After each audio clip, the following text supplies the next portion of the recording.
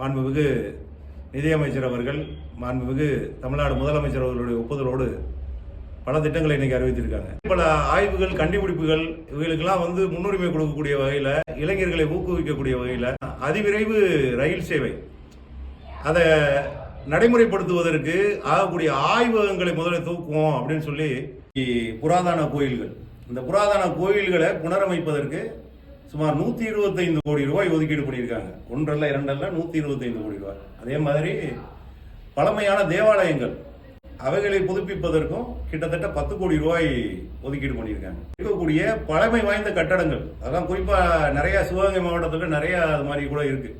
இந்த பழமை வாய்ந்த கட்டடங்களை அதனுடைய பழமை மாறாமல் புதுப்பிப்பதற்கு கிட்டத்தட்ட 150 கோடி ரூபாய் ஒதுக்கீடு பண்ணியிருக்காங்க.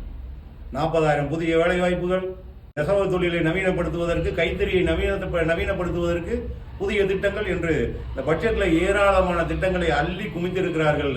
இது அனைத்தையும் பார்த்து ஒன்றிய அரசு திருந்த வேண்டும். இதை போன்ற ஒரு பட்ஜெட்டை ஒன்றிய அரசு வழங்கி இருக்க வேண்டும்.